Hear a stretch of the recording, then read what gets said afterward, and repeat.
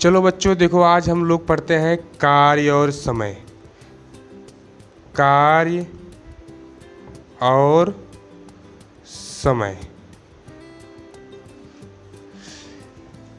ये बच्चों बहुत ही सिंपल क्वेश्चन होते हैं और जितने भी कंपटीशन होते हैं यहाँ तक पीसीएस लेवल सीसेट में भी ये सब क्वेश्चन पूछे जाते हैं। जैसे कि अगर कहा जाए एक व्यक्ति कोई कार्य 20 दिनों में कर सकता है और वही दूसरा व्यक्ति वी है जो कि वही कार्य कर सकता है 30 दिनों में। फिर पूछा जाता है कि यह दोनों मिलकर यह काम कितने दिन में कर सकते हैं। अगर इससे हमें यह पता चल जाए कि हमारा काम है कितना और दोनों की कैपेसिटी कितनी कितनी है, तो हम इससे पता कर सकते हैं कि हाँ ये दोनों मिलकर काम कितना कर सकेंगे। तो बच्चों हमें पूरा अपना काम निकालने के लिए क्या करना पड़ता है, जो हमारी दिन या समय दिया गया है जैसे 20 दिन और ये है एक 30 दिन, तो इसका हम क्या करते हैं, हम सर्वप्रथम इसका एलसीएम लेते हैं। क्या एलसीएम 20 दिन और 30 दिन। इसका जब हम एलसीएम लेंगे, पहले हम क्या करेंगे, छोटे से भाग से काटते हैं। जैसे है 2 है 10 आ गया, ये हो गया 15। फिर 2 से काटेंगे 5 आ गया, ये हो गया 15। फिर 3 से काटेंगे, क्या हो जाएगा 5 आ गया, ये हो गया 5। फिर इससे 5 से काट देंगे। अब देखो बच्चों इसको, अब देखो इसका हमारा टोटल जो मल्टीप्लाई होगा सबका, यही मिलकर हमारा टोटल कार्य होगा। चलो अब इसको मल्टीप्लाई करते हैं।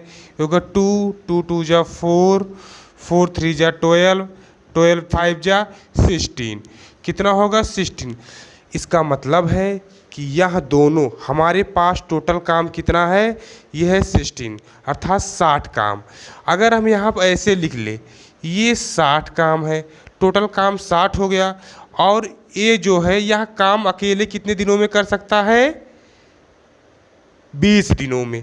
अगर यह काम ये अकेले 20 दिनों में कर सकता है तो एक दिनों में कितना करेगा। तो एक दिनों में से कैपेसिटी निकालने के लिए हम क्या करते हैं, टोटल काम में और वह जितना कर सकता है उससे क्या करते हैं, डिवाइड कर देते हैं। तो हमारा ये आ गया 3। इसका मतलब ये है बच्चों कि जो है ए एक दिन में 3 काम कर सकता है। अब देखो इसी तरह हम बी का भी निकालेंगे, क्योंकि हमें पता चल गया हमारा कुल काम कितना है, कुल काम है हमारा 60। और कितना बी की एक दिन, बी जो है अकेला यह काम कितने दिन में कर सकता है, 30 दिन में। तो एक दिन में बी कितना काम करेगा, इसमें हम क्या करेंगे, 30 से क्या करेंगे, डिवाइड कर देंगे, हमारा एक दिन का काम निकल कर चला आएगा।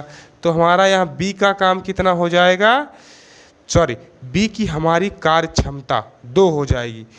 अब भैया कार्य क्षमता मतलब ये होता है कि एक दिन में वह कितना काम कर सकता है। चलो अब एक बार हम फिर से सब चीज़ पर ध्यान देते हैं।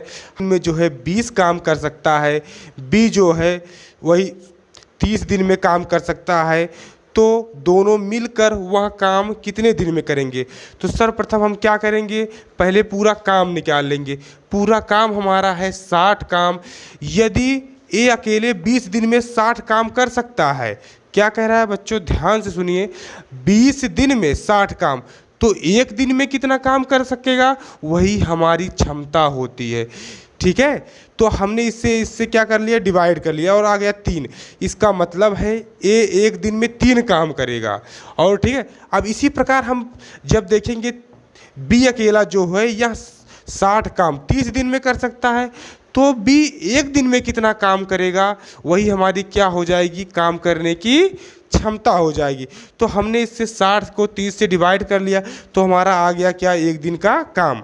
अर्थात जो है हमारा ए जो है एक दिन में 3 काम कर सकता है, बी जो है एक दिन में 2 काम कर सकता है।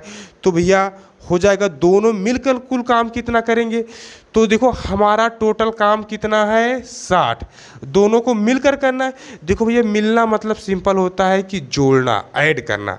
तो ए की कैपेसिटी कितनी है, 3 और बी की कैपेसिटी कितनी है, 2। तो अर्थात ये 60 काम, ये अगर ये एक दिन में ए 3 काम करता है, बी 2 काम करता है, अर्थात एक दिन में काम कितना हो गया, 5।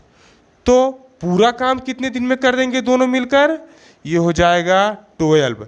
अर्थात कहा जाए ए और बी जो है यह दोनों मिलकर 12 दिन में इस काम को समाप्त कर देंगे। यही होता है हमारा आंसर।